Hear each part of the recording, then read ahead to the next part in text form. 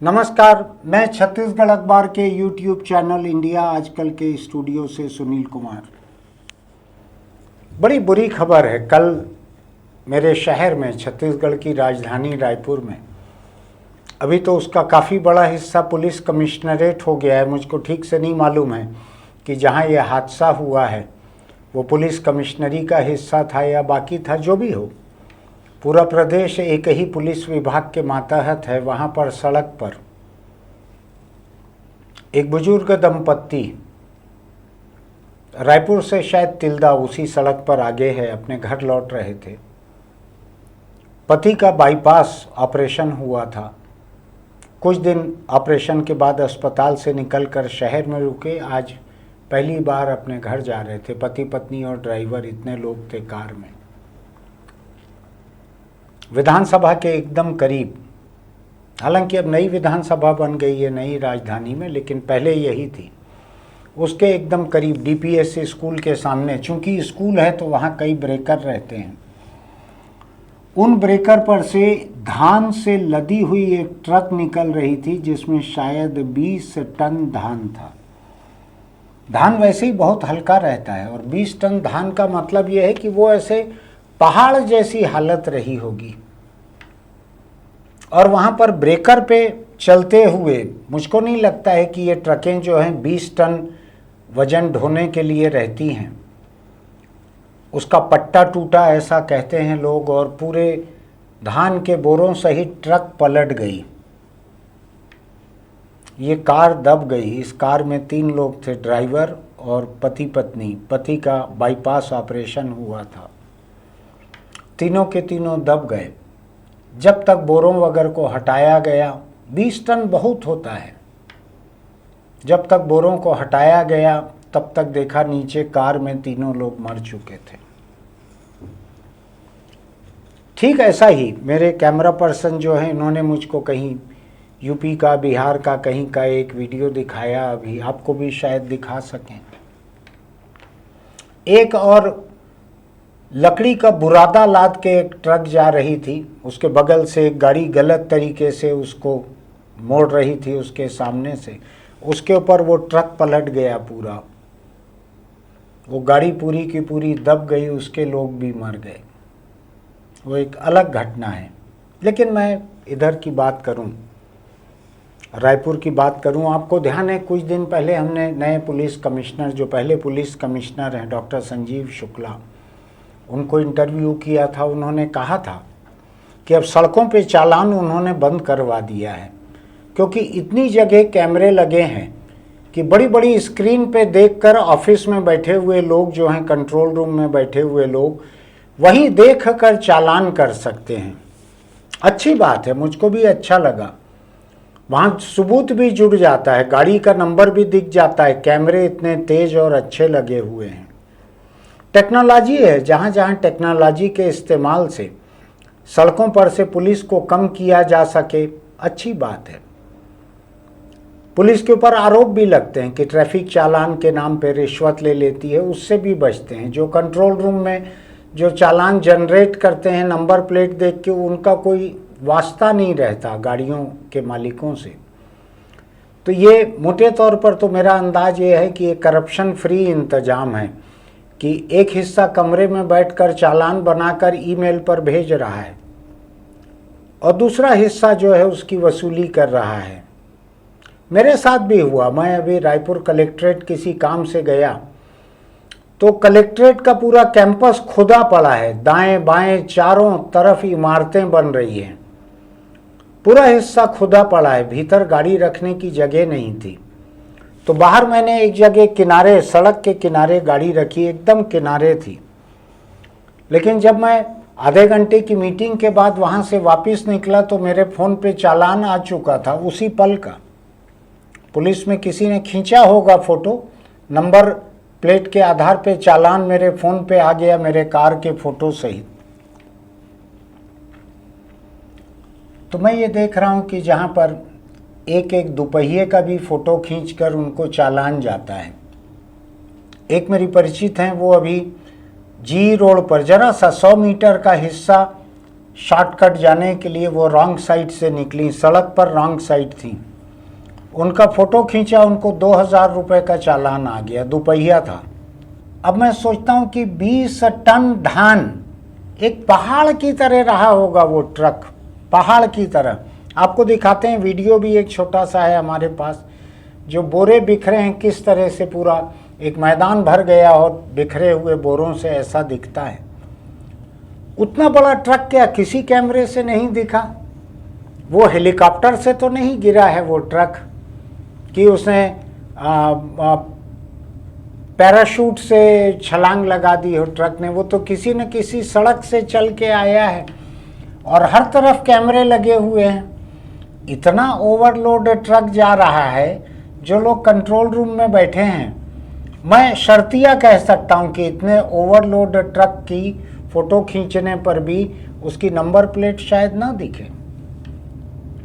लेकिन control room में बैठे हुए लोग ऐसे ओवरलोड ट्रक को देखकर, जब इसने पहला कैमरा क्रॉस किया होगा, उसी वक्त बतला देना था आगे की सड़क पे किसी पुलिस को कि यहाँ से एक ट्रक आ रही है, ओवरलोड गाड़ी, उसको रोको, किनारे, चालान करो उसका। और चालान की बात भी नहीं है। मुझको लगता है कि जो जनजीवन पे इतना बड़ा खतरा रहता है, उनको रोक देना चाहिए। तुम जाओ रात को 2 बजे 4 ट्रक लेके आना, उसमें माल लादना, कोई ओवरलोड इस तरह का अलाउ नहीं होगा। टन में 20 टन, सड़कों को अलग तोड़ रहे हो। और इतना विशाल आकार हो जाता है धान का, पैरा का, भूसा का, ट्रक का, तेंदुपत्ता के ट्रक का, कि वो एक अलग खतरा रहते हैं। वो बैलेंस खो बैठते हैं, ऐसे ट्रक जल्दी बैलेंस खोते हैं, क्योंकि कोई भी गाड़ी इस हिसाब से डिजाइन नहीं हुई है कि उस पर इतने ऊपर तक आप सामान ला दिए। पढ़ के मुझको खराब लगा कि एक व्यक्ति के घर पे घर वाले इंतजार कर रहे होंगे कि बाईपास करवा के जिंदा बच के निकले हैं, अब ठीक होके घर आ रहे हैं। कितना इंतजार होगा घर पे लोगों का। मैं जानता हूँ ऑपरेशन से लौटने वालों का कैसा इंतजार होता है घरों में। और एक ओवरलोड गाड़ी ने कुचल के मार डाला। मौत भी कितनी तकलीफ दे रही होगी, सोचिए। किसी कार पे ट्रक पलट गई, कार कुचल गई, चारों तरफ भूसे के, धान के, चारों तरफ धान के बोरे लद गए उसके ऊपर। सांस लेने का भी मौका नहीं मिला होगा, कुचल गए होंगे सारे लोग। क्या करना चाहिए पुलिस को? क्या करना चाहिए? पुलिस कमिश्नर यहाँ इसी कैमरे के सामने बोल के गए कि हम कैमरे इतने लग गए हैं चारों तरफ की, उसको देखकर हम चालान कर लेते हैं। तो ये जो खतरनाक अंदाज में जो गाड़ियां चलती है, ओवरलोड गाड़ियां चलती है, पीछे पाइप निकल जाते हैं, गर्डर निकल जाते हैं, वो एक खतरा रहता है। ऐसी खतरनाक गाड़ियों का चालान ईमेल से भेजने में, व्हाट्सएप से भेजने में कोई बहादुरी नहीं है। बहादुरी ये है कि वो जहाँ है वहीं उसको रोक दिया जाए किनारे, और कहा जाए कि दूसरी गाड़ियाँ लाके अपना सामान लेके जाओ और उसके ऊपर जुर्माना करें। जन सुरक्षा का कानून मैंने सजेस्ट भी किया था पुलिस कमिश्नर को कि जन सुरक्षा के लिए खतरा है, ये कानून भी इस्तेमाल करना चाहिए। चालान उलान की ज़्यादा परवाह किसी को नहीं रहती है। हाईकोर्ट के कहने के बाद तो रोज़ सड़कों पे केक कट रहे हैं, रोज़ सड़कों पे आतिशबाजी हो रही है। आप करते रहो चालान, कोई फर्क नहीं पड़ता। तो मैं बड़ा विचलित हूँ इस दुर्घटना को देखकर। अपने करियर की शुरुआत मैंने ट्रैफिक के बारे में लिख के ही की थी। मैं उम्मीद करता हूँ पुलिस कमिश्नर जो हैं 10-11 महीने में रिटायर होके इसी शहर में बसने वाले हैं। इस शहर के लोग उनको गिनाएंगे कि आप कमिश्नर थे उस समय ये एक्सीडेंट हुआ था, याद है आपको? यहाँ का धान का ट्रक जो है पलट गया था, गाड़ी के ऊपर 3 लोग मर गए थे। और मान लीजिए उनके इलाके में नहीं आता है ये, तो दूसरे आईजी हैं, दूसरे एसपी हैं, उनके इलाके में आता है। पूरा प्रदेश ही छत्तीसगढ़ पुलिस के मातहत आता है। हर दिन एक्सीडेंट में कई लोग मर रहे हैं। शायद कल सुबह खबर थी 2 अलग अलग हादसों में 5 लोग मारे गए। मेरा ऐसा मानना है कि अगर सरकार की नीयत हो, राजनीतिक इच्छा शक्ति चीज़ों को सुधारने की, अगर पुलिस और ट्रांसपोर्ट डिपार्टमेंट ईमानदारी से काम करें तो सड़कें पर मौतें शायद 1/4 हो जाएं। इसका मतलब यह है कि इच्छा शक्ति की भी कमी है, ईमानदारी की भी कमी है, मेहनत की भी कमी है। आज ऐसे उपकरण आसानी से मौजूद हैं जो स्पीड कंट्रोल करते हैं। मैं तो अपने कॉलोनी में रात में घूमता हूँ, इतनी अंधाधुंध रफ्तार से मोटरसाइकिलें निकलती हैं, रफ्तार अंधाधुंध है, चलाने वाले का एक कंधा ऊपर है और सिर नीचे है, बीच में मोबाइल फ़ोन फंसा हुआ है। न उनकी आंखें सीधी हैं सड़क देखने के लिए, न उनका ध्यान है सड़क की तरफ। वो सुन कुछ रहे हैं, बोल कुछ रहे हैं, देख शायद कुछ भी नहीं रहे हैं। इन सब चीज़ों को, इस रफ्तार को स्पीड रडार से पकड़ा जा सकता है। बड़े सस्ते सस्ते उपकरण मौजूद हैं, आज इस्तेमाल हो रहे हैं कहीं कहीं पे इस प्रदेश में। लोगों की ज़िंदगी ज़्यादा कीमती है। आपको मालूम है, सड़क पे एक मौत होने से 3-4 लाख रुपया शायद सरकार मुआवजा देती है। 3-4 लाख रुपए में ऐसी 3-4 डिवाइसेस लग सकती हैं अलग अलग इलाकों में, जो स्पीड को चेक करें। जितने कैमरे लगे हैं और जितने मॉनिटर लगे हुए हैं, जो बंद एसी कमरे में बैठकर लोग चालान कर रहे हैं, वो रियल टाइम बेसिस पर जैसे ही दिखे ऐसी कोई खतरनाक गाड़ी, क्यों खबर नहीं करते हैं अगले चौराहे पर कि उसको वहाँ पकड़ो, रोको? क्यों नहीं करते हैं? चाहे वो उत्तर भारत हो, चाहे छत्तीसगढ़ हो। जनता की ज़िंदगी पे जो खतरा बना हुआ है उसको रोकना सरकार की इच्छा शक्ति रहनी चाहिए। इसमें कोई रियायत नहीं हो सकती। मुझको याद है जब ये नई सरकार आई 2 साल पहले, और गृह मंत्री विजय शर्मा उप मुख्यमंत्री भी हैं, उनके अपने कवर्धा में आदिवासी मजदूर तेंदुपत्ता तोड़कर लौट रहे थे। जैसा तेंदुपत्ता लदा था छोटी सी गाड़ी में, वैसे ही मजदूर भी शायद 30-35 लदे हुए थे। गाड़ी पलट गई, 19-20 लोग मरे थे उसमें, उस एक्सीडेंट में। मुझको लग रहा था कल से पूरे प्रदेश में सब कुछ सुधर जाएगा, क्योंकि गृह मंत्री के अपने इलाके में, अपने ज़िले में, शायद उन्हीं की कॉन्स्टिट्यूंसी में भी ये मौतें हुई थी। कुछ नहीं सुधरा, जरा भी नहीं सुधरा।